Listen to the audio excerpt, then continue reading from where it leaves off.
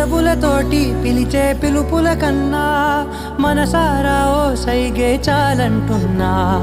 అడుగులతోటి దూరం కొలిచే కన్నా దూరాన్నే గుర్తించని పయనం కానా. నీడల్లే వస్తా